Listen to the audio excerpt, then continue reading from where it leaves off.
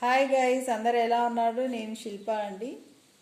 ఈరోజు పూజ గది ఎలా ఉందో చూపిస్తాను. మీకు నచ్చితే లైక్ చేయండి, షేర్ చేయండి, సబ్స్క్రైబ్ చేయండి. ఇక్కడ చూడండి, మేము ఇలా వుడ్తో చేసుకున్నాం. మధ్యలో గ్లాస్ వేయించుకున్నాము. ఇట్లా చుట్టూరా అంతా కిందంతా ప్లెయిన్, పైన అంతా ఇట్లా చెక్స్ వచ్చేసి ఇట్లా రెడ్తో ఓం చేసుకున్నాము. ఎందుకంటే ఇంటికి ఎక్కువ ఓము స్వస్తికే కదండి అన్నీ. ఇప్పుడు లోపల ఎలా ఉందో చూద్దామండి. ఇలా ఉంటుందండి దేవుడి గది. ఇక్కడ బయట నుంచి చూస్తే చెక్స్లో ఇలా నీట్గా కనిపిస్తుంది. కింద పాటు ఇది వైట్.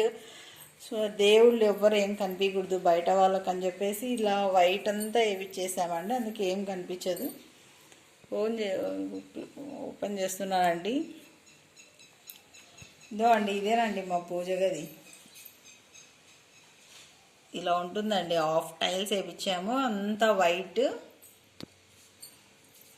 అంతా ఇట్లా వైట్ వేయించేసి ఇది స్వస్తిక్ ఇలా వేయించేసి ఇక్కడ ఏడుకొండల స్వామి నామాలు అవి అన్నీ ఉంటాయండి. చక్రము అవన్నీ ఏడుకొండల స్వామికి ఇష్టమైనది. ఇట్లా బార్డర్ మాత్రం స్వస్తిక్ రెండు వేయించుకున్నామండి. ఇప్పుడు దేవుని పూజ చూస్తామండి. ఈరోజే హనుమాన్ జయంతి కాబట్టి ఇప్పుడే పూజ అయిందండి.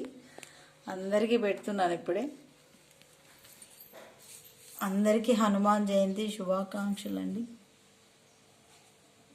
ఇలా ఉందండి మా దేవుని రూమ్. ఎలా ఉందో మీరే చెప్పాలి. కామెంట్స్ రూపంలో కామెంట్ చేయండి ఎలా ఉంది మీ పూజ గది అనే దానికి. అందరికీ థ్యాంక్ యూ అండి. జై హనుమాన్.